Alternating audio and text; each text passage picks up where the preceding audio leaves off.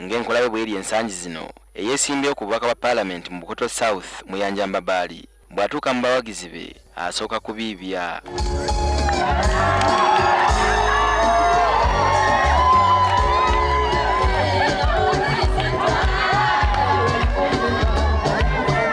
Ezimu ku nkuŋŋaana za Mbabaali zeetabiddwako Father Vincent Kateregga ne munne Francis Namuna abava mu kigo kye kya Zanga mu disitulikiti y'e Lwengo. Bano basoose kusabira munnabyabufuzi ono Lugaba amukwatireko mu biruubirirwa bye. Omusajja ono atuukirizza ekirabe ekigamba okukolera mu nsi eno ogikulaakulanya giri gyeyagaliremu. Okusaba olwawedde Father Kateregga n'ategeeza abawagizi nti ddala Mbabaali aliko feva ng'akayimba kanyumirwa bwe kooleka. Father Vincent Kateregga Junior ekituleese wano ensonga ya Haji Mbabaali okujjano nga bafaza twagadde obbalaga nti Haji alina ne bafaza amwekerezia Katolika abamuwagira kikyamu ekyo. Father Kateregga abeerwengo abalabudde nti atawagire Mbabaali atuuse okumukolimira asiraane. Kino kyamutuusizza n'okufukamira. Kati Haji mumwagaza ki bannaye mumuvunaana ki? Atamuwe kalulu yeyeka bwe yagala waniko omukono ngende mufukamirire mufukamira nga Father Kateregga nze mufukamira atawe Haji kalulu nedda atamuwe kalulu nze mufukamirire kati Father afukamirire osigale nga towaddeyo kalulu tulyoke tukolimire nsome mise yokukolimira atamuwe kalulu waniko omukono mufukamirire era gano kamuwa mukolimire.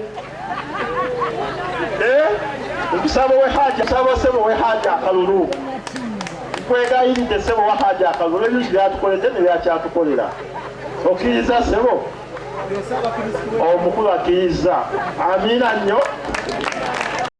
Ng'ebyobufuzi bwe bibeera Father Kateregga yawolereza Mbabaali nti ebyobutaba na mpapula ebyamujja mu Parliament mu 2011 yabitereeza era bamulonde ng'emitima tegibakyekeera. Father agamba nti abavuganya Mbabaali abawagabuwa.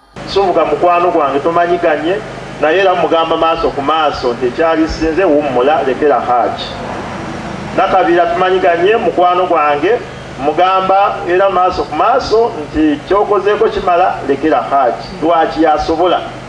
Bafaza Mbabaali bamuwerekereza essaala ate ne bamuwerekerako ne mu nkuŋŋaana endala.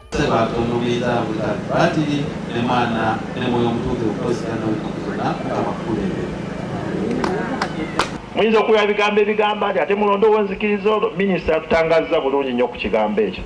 Tetulonda nzikiriza. Bwe tuba tulonda nzikiriza, enzikiriza ezo tuzirondera mu masinzizo gaffe eri oba mu nzikiriza zaffe gye tubeera. Yadde nga bannaddiini bakkirizibwa okulonda, ekibiina ekigatta enzikiriza kyavaayo ne kibakugira okwenyigira mu byobufuzi ebyawula mu bantu. Era bano omusumba w'e Masaka Bishop John Baptist Kaggwa agamba nti bandibanga beerabidde. Nze nziramu kubajjukiza bujjukiza ebyo bitulambika mu mulimu gwaffe nekye tuteeka okukola mu budde buno. Bishop Kaggwa agamba nti mu nkola ennungamu munnaddiini teyandiyimiridde ku kadaala ka byabufuzi. Nabino ebyokutuyita okusabira abantu abagenda ku kadaala gundi azze mu kitundu tumusabire mutusaasire kubanga akadde kano ke tulimu kalizibu. Nja kusabira awakaawo naye ku kadaala ndowooza ate muba mutuleetera obuzibu okutulamuza nga bwe tutali.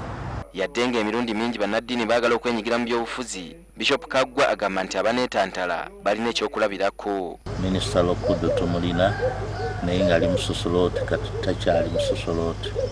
Baamuyimiriza ate n'Obusosolooti ne babumuggyamu.